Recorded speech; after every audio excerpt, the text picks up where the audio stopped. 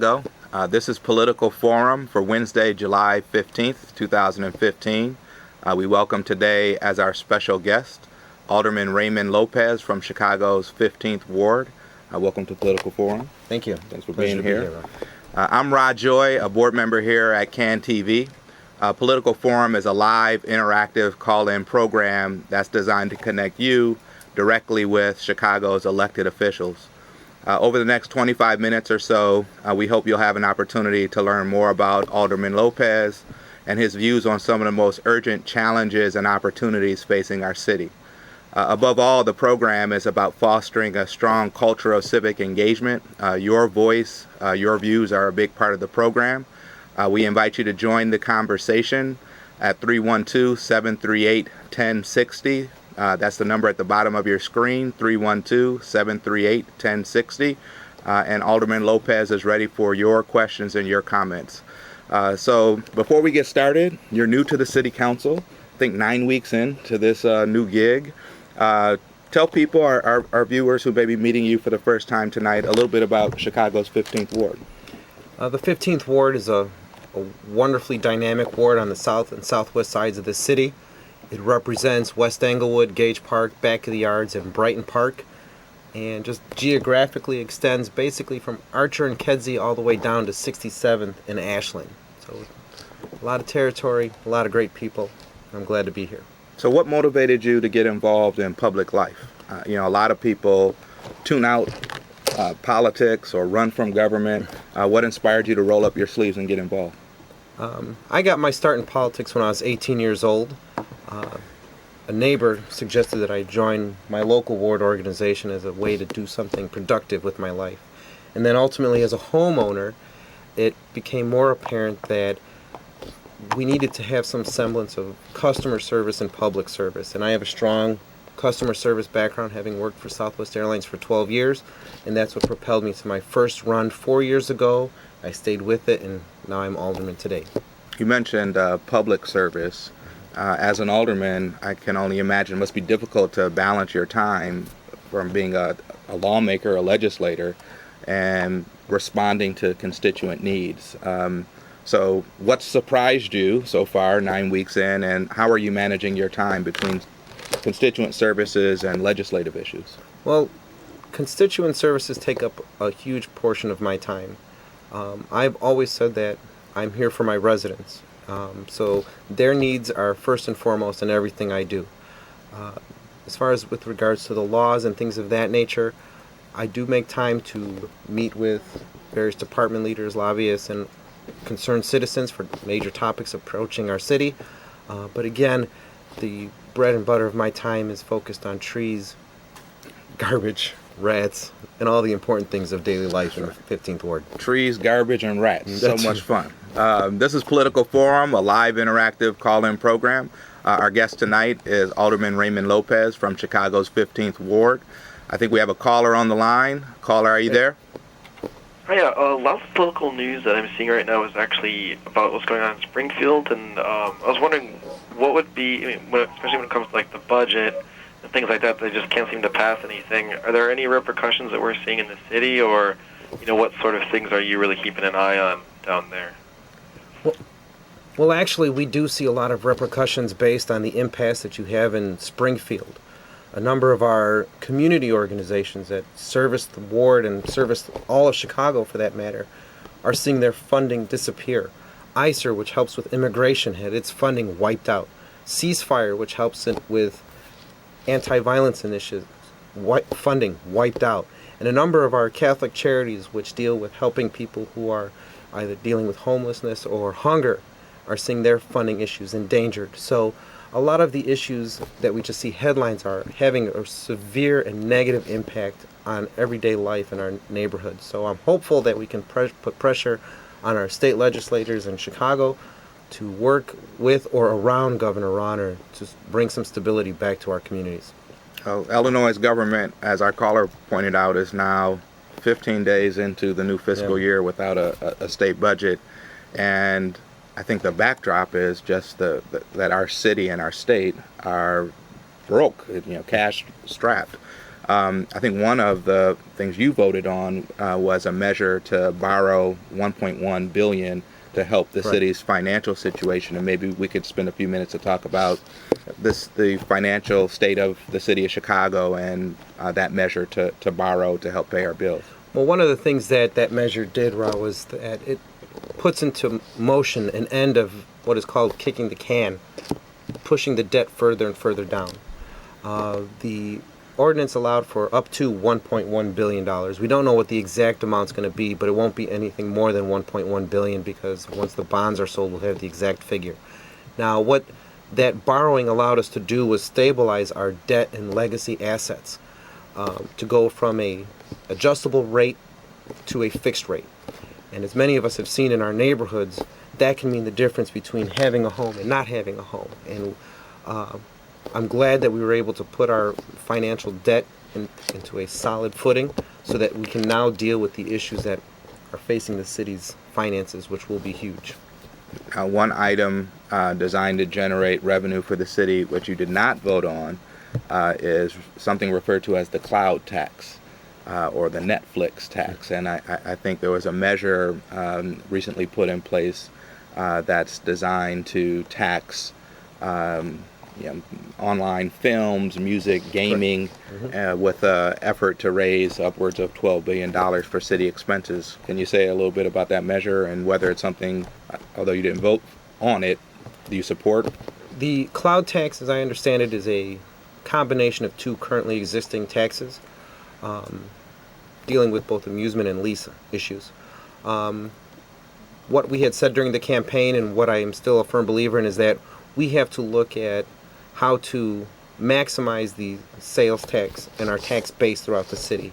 We can't consistently rely on property taxes as a way to always deal with the financial situation for our city, and that might be one option to explore. Now, we have some discussions and we're in negotiations with various groups who are for or against, and I look forward to those discussions as we move forward. This is Political Forum, a live interactive call-in program. Our guest tonight is Alderman Raymond Lopez from Chicago's 15th Ward. We invite you to flex your activism muscles and join the conversation at 312-738-1060. That's 312-738-1060. Alderman, you're making history. I understand you're the first openly gay alderman to represent Chicago's South Side, and you're a charter member of a new LGBT caucus in the City Council. Why an LGBT caucus, and why now? Well, for the first time in the city's history, there are 5 members of the City Council that are openly gay or lesbian. That's 10% of the council. So it gives us a great opportunity now to focus on issues of our community as they relate to the entire city of Chicago. The good thing is, going back to the history, is that my ward elected me because of what I believe is my vision for the ward. My orientation just happened to be a side note. And that's a wonderful thing as our city and our society moves forward on all fronts. Now, one of the things that the caucus is going to look forward to doing is ensuring that LGBT issues are at the table when it comes to funding, issues of HIV, youth homelessness, and that, for my own personal stake, making sure that these issues and funds come to all sides of the city, because LGBT issues should never be viewed as just a north side issue or a white issue or any kind of issue. It's a citywide issue, and I'm glad that we can advocate for that. Now, another caucus you're actively involved in is the Latino caucus. Correct. What are some of the hot button issues, or what's front burner for the Latino caucus these days? Right now, the focus of the Latino caucus is to ensure that we have a seat at the table when it comes to a lot of the MBE and DBE contracts and concessions and things of that nature that the city deals with. Expanding that not just with the Latino caucus, but also with our partners in the Black caucus as well. Chairman Roderick Sawyer and our chairman George Cardenas are working together on mutual fronts, and together we can accomplish almost anything. So it's an exciting time to be there. I think we have another caller on the line. Caller, are you there? Yeah, good evening to y'all. Okay, this for the Alderman Lopez. Okay, well, right, Manuel. Okay, you know Bruce Fonda, right? Governor Ronner. When he talking about Rodney Manuel trying to blame Bruce Rodney, it ain't Bruce Rodney's fault. It's probably Rodney Manuel and Gary McCarthy. That's why you see. He talking about the jobs, right? Yep. Rodney Manuel. And what the job said now. And he just did that because in front of the media. And that's why you see more crime and more fighting. Because Rodney Manuel and Gary McCarthy. Gary McCarthy need to go. So I heard a few things in that comment. One was a mention of the governor. One was a mention of our mayor and police superintendent. And I think there was a mention of crime. So I don't know if you want to talk about your relationship with some of those players or your views on crime and public safety. Well, I have no relationship with Governor Ronner, so I could save us all that one. Obviously, I have a relationship with the mayor, and I've met Superintendent McCarthy on several occasions, joining him even at some of the ComStat to get a better sense of what the police are doing to help confront the crime in our communities. But ultimately, police and the mayor can't solve crime on their own. What we need to do is invest the dollars so that we have job programs and other opportunities for people who want something better and have no other option but to resort to crime. I've often said that people don't grow up being criminals, but they will do what they have to when there's a screaming baby in the background. So we need to make sure that opportunities are there for people to do something better. I know the mayor is committed to that. Right now the superintendent is dealing with the reactionary and trying to go back to being a proactive police force. And I'm sure that you and other callers have frustrations, but we need to make sure that those frustrations come to the forefront and that we deal with it in a ideal manner. I think we have another caller on the line. Caller, are you there? Yes, I am. Thank you for taking my call. Alderman, I have a question for you. Yes, sir. One of my neighbors, he hasn't cut his grass, and it's been over a month and a half, and it's really high. And I don't know, is this something that I report to the city, or is this something that I can ask you to take care of? How do I deal with this? Is it in my ward, first off? Yes, it is. Yes, it is. Okay. Well, we have two options. One, definitely I would like for you to call my office so that we could discuss this. Is there a particular if there's a particular reason why he's not cutting his grass, we'll take care of that. But definitely give my office a call, because we don't want to send tickets if we don't have to. But we'll definitely help you and your neighbor so that we can all be happy on the block. This is Political Forum, a live interactive call-in program. Our guest tonight is Alderman Raymond Lopez from Chicago's 15th Ward. We invite your questions and comments for Alderman Lopez at 312-738-1060. I think we have another caller on the line. Caller, are you there? Good evening. Yes, I am. Yes, I am. Good evening. Good evening. Alderman, this is just a bit off track, but now that I'm on a fixed income, I'm 67 years old. Okay? And I know you have many elderly in your precinct. But the thing is, we're all on the fixed income. Now they're going to raise the Cook County again the tax. In like Alderman Davis said last week, oh, it's only a penny. But if we spend $100, that's $10. So $10 to us is a lot of money. But the thing is, I live way on the southeast side of Chicago, and that's all you see by the border are Illinois cars. Why? Because the gas is 40 cents cheaper. I don't take liquor and I don't smoke, but everything else is so much cheaper in Indiana, so they can keep on raising that, because I'm going to Indiana. But other people that live further in aren't going to be able to do that. And they're going to be hurting for $10, $15, $20. Our prescriptions are $100 or $200. So, $20 more is a lot of money. Thank you so much. Thank you for your call. There was a lot there. Well, just real briefly, yes, I believe the county just raised the sales tax.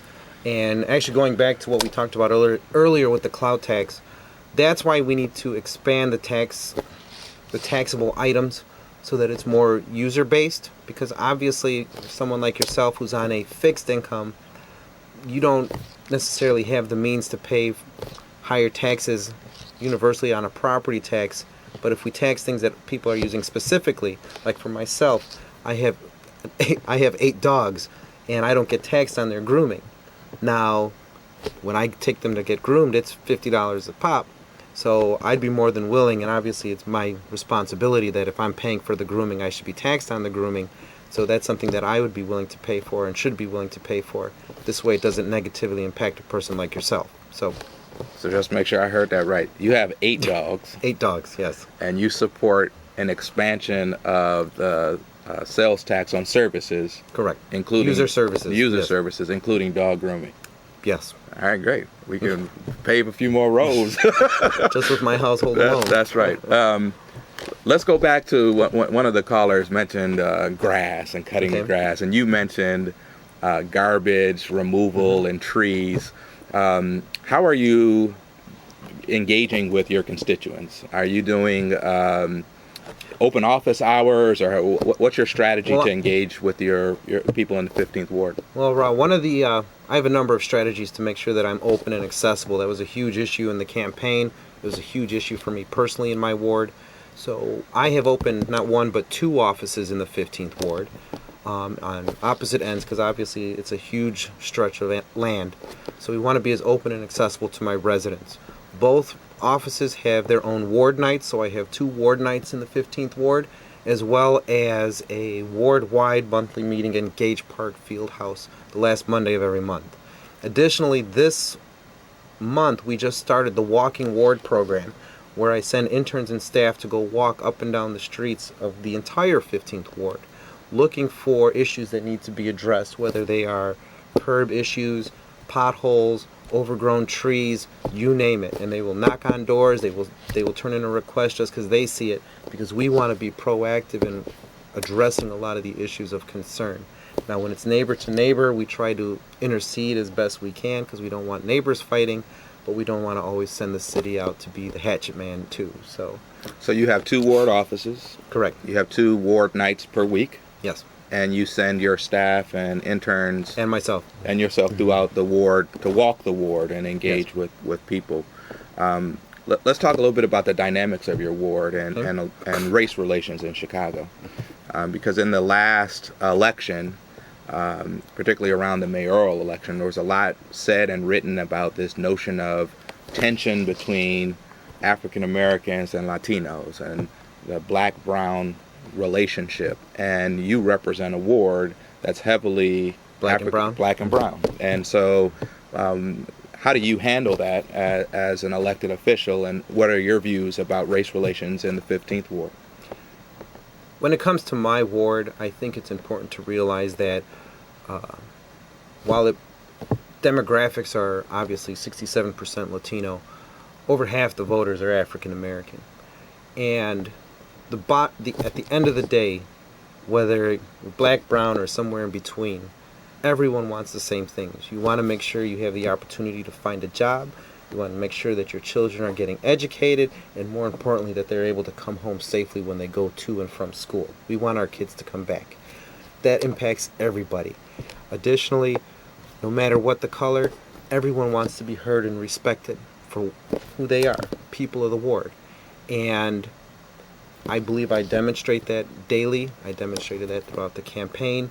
And especially when we look at that dynamic that you mentioned, the tension between blacks and Latinos, that doesn't exist in my ward. I won 83% of the black vote in the 15th Ward, not because I did anything other than just showed up, introduced myself, and took them seriously and listened to their concerns. You want to talk about race relations, that's the best way to move forward. Listen to each other and move forward from there. And we want to listen to you, so please call in with your questions and comments for Alderman Lopez. We have about another 5 minutes in our program. You can join the conversation at 312-738-1060. The number at the bottom of your screen, 312-738-1060. Let's go back to garbage and trees. So I know you had some press in your ward about tree damage and old trees and tree removal. And I know you've been pushing the city to get out there and trim some of those trees. Why is that an issue that's top of mind for you in your ward office? A lot of issues that are important to the ward are quality of life issues. And when we look at what impacts the ward negatively, overgrown trees, by and large, produce very unsafe situations, both for darkening the streets and making them areas where crime can be committed, but also when they are dead and the trees are just waiting to fall over, as was the case last week on the gentleman's car.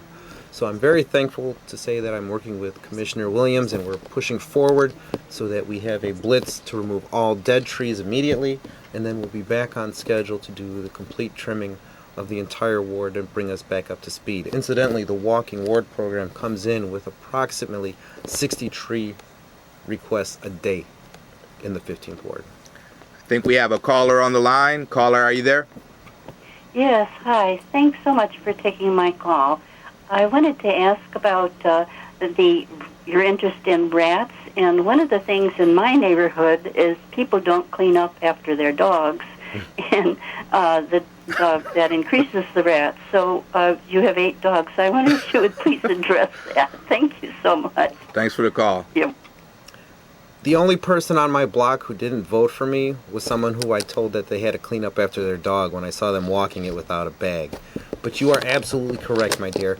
The dog feces are, we say it time and time again, that's ample food for the rat population. And as we see throughout a number of our communities, the rat population is actually going down and the feral cat population is going up. Because now we have not just the rats feeding off the dogs and the garbage, but now you have the cats feeding off the rats. So, yes, you're 100% correct. We need to get back on track and remind all of our neighbors that if you have an animal, you must take care of it. If you take your dog out for a walk, you have to clean up after it. And I know one of my colleagues does pick up your poop signs in his ward, and that's something that I think I'm going to do too in mine, because people need to be on top of their neighborhoods. So we've talked about dogs, cats, rats, trees. Let's come back to garbage.